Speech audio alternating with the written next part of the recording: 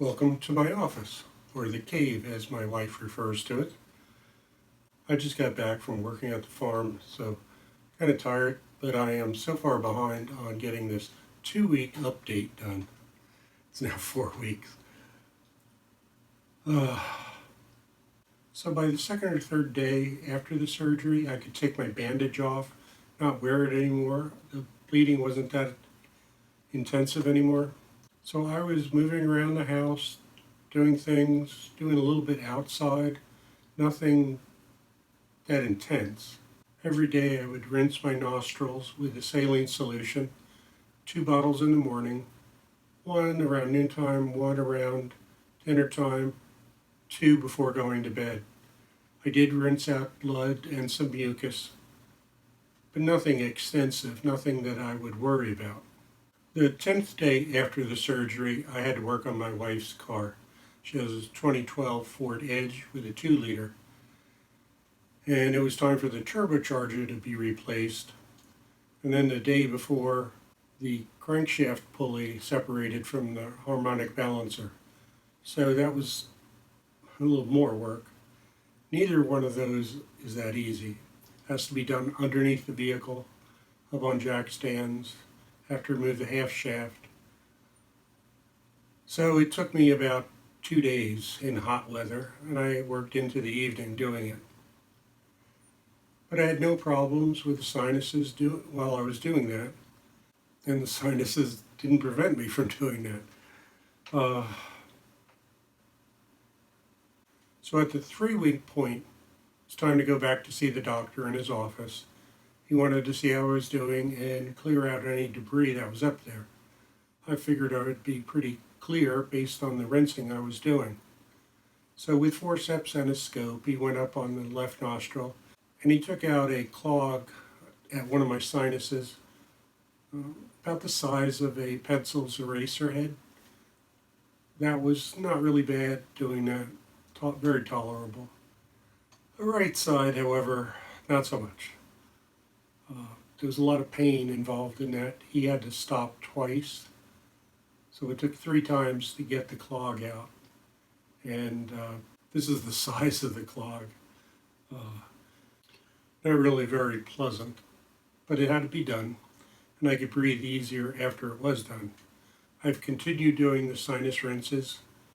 Now, after 2 weeks, I had started my CPAP up again. And I was pretty hyper about getting back to it.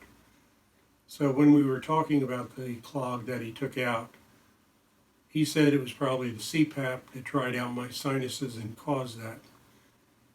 And admittedly, I had the humidifier set at 3, which is normally where I have it during the summer. But considering the sinus surgery, I probably should have had it up on 5. So that's on me. I may have been able to avoid that problem had I kicked the humidifier up. So I go back to see him first week in September for another evaluation, and we see where it goes from there. So, as I said, I was pretty hyper about not being on the CPAP, and that's due to my family experience. What happened to my father. I usually don't talk about this. I really don't like to. But I think it's important for anyone who is reluctant to use a CPAP machine. So here goes.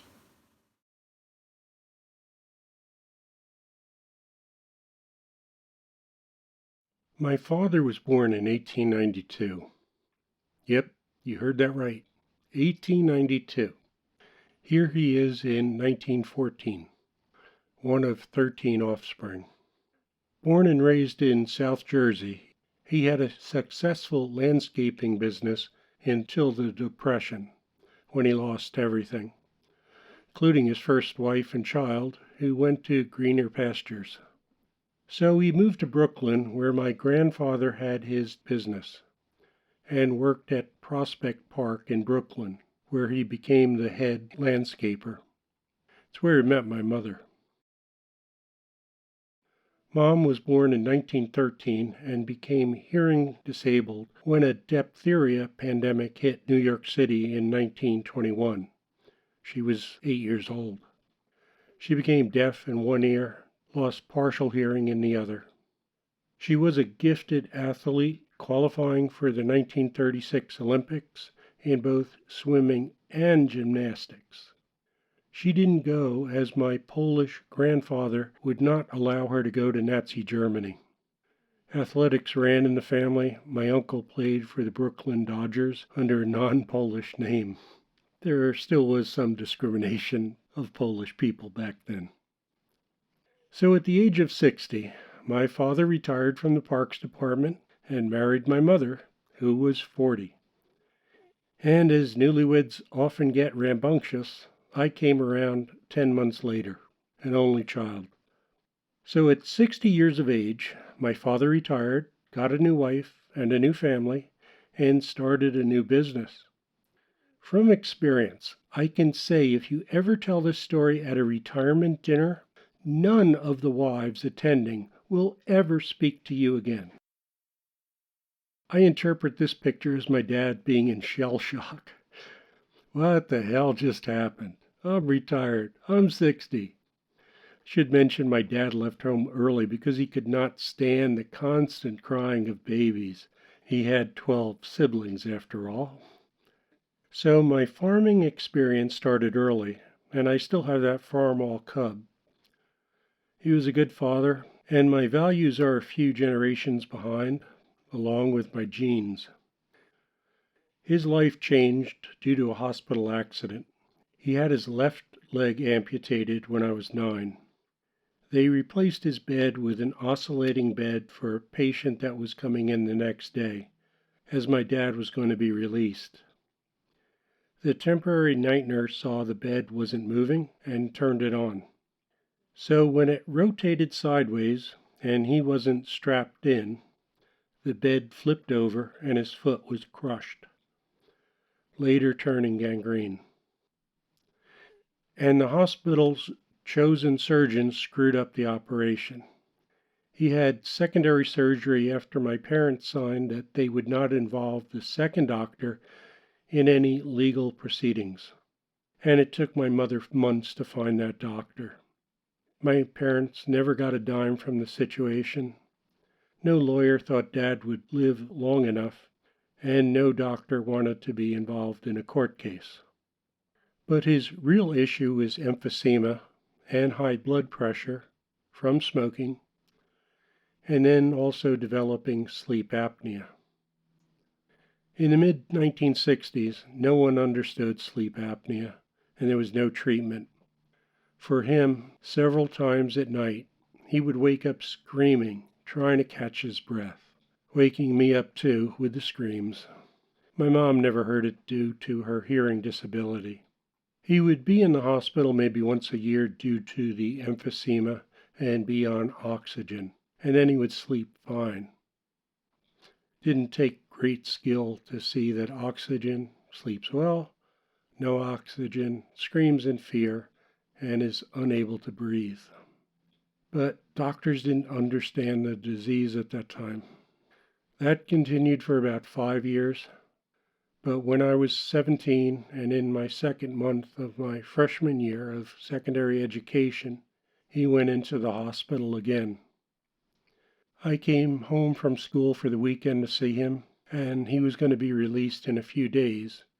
So they had taken him off oxygen, weaning him away from it. On Tuesday, back at school, I got a call from my mother. In the middle of the night, the nurses heard him scream, "God, help me." He died from heart failure at 77 years of age. Being an equal opportunity son, I need to talk about my mom. She was trained as a teacher, phys ed, primary, and school administration. She wasn't allowed to teach in New York City because of her hearing disability, but could work within the Parks Department, which had a year-round program for sports, activities, and dance. And she was a dancer too. As they moved to New Jersey, she could teach, and immediately did so after I was born. She taught phys ed until she felt she physically couldn't, and then went into primary ed. She taught transitional first grade, where children were not ready for first grade despite their age. Her class would start small, but then would grow during the first few weeks when other teachers said that the children were not up to grade level, although sometimes it really was a disciplinary problem. Often these kids would go back to normal class during the year or the next year, and they would be more advanced than the others that stayed in grade. She aged out at 72 from teaching, then went into real estate until she was 86, and dementia was showing. We would take her out to lunch or dinner on special occasions, and we would have men and women come up to her, introduce themselves, and thank her for what she did, for helping them. I never witnessed her teaching, but I'm always amazed that a first grade teacher could make so much of an impact on a child that they felt it changed their lives. Sometimes they would introduce their partners and children to her, and then tell us how much she helped them.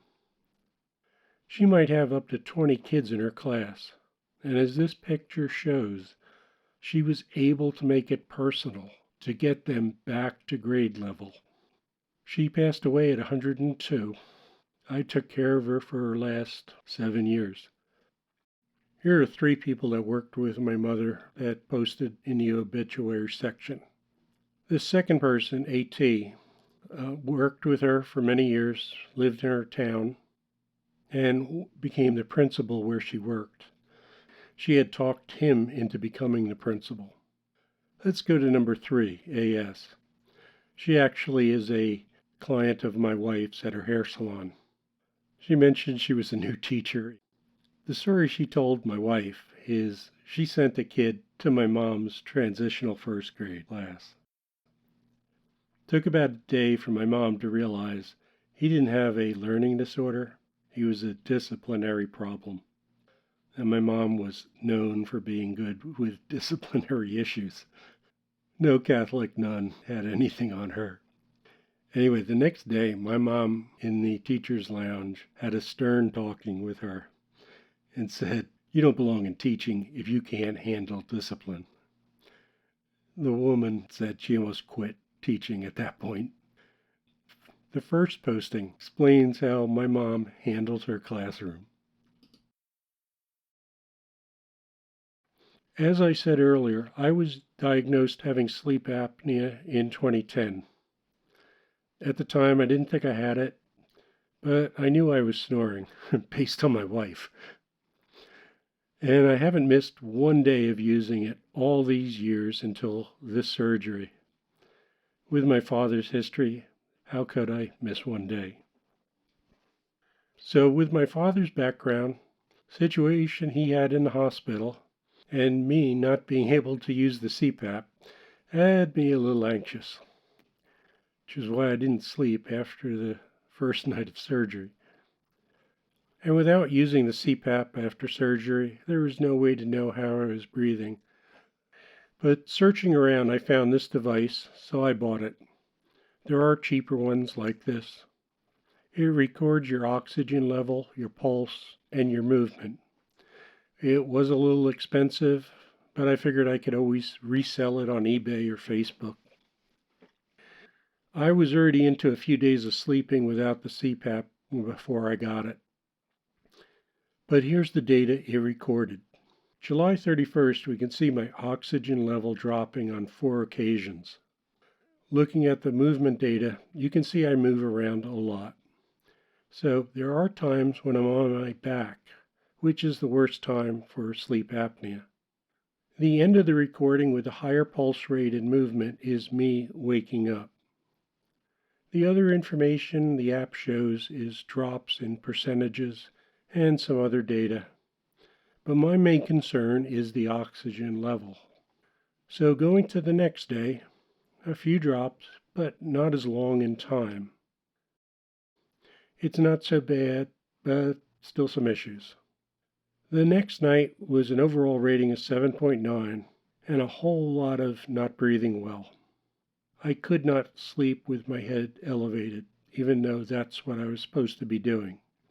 So here's the following night.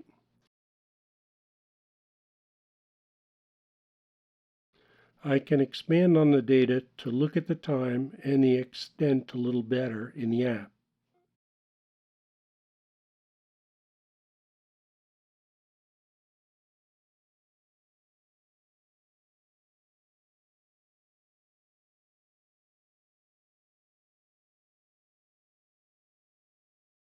I didn't go to bed till really late, bad habit of mine, and I know that affects my breathing. Looking at the O2 score, it's easy to tell my transition to the CPAP. Both the average oxygen level and the drop rate. Pretty dramatic, really. August 7th was the first night going back to the CPAP, scoring a 9.8. The biggest drop was before waking, when I would move the most and the mask not fitting well. The next night was good, so I'll just run through these days.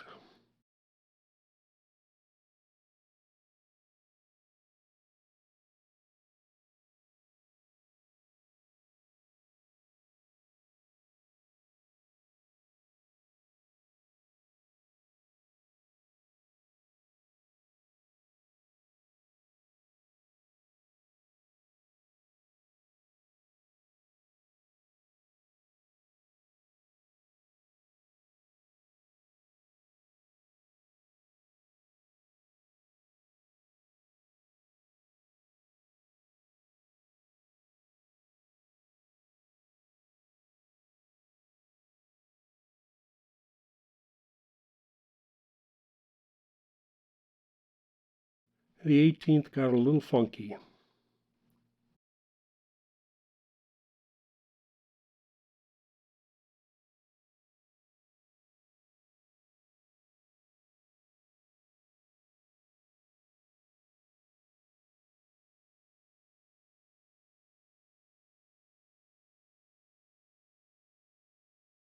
You can also look at the weekly or monthly graph to see how you're doing.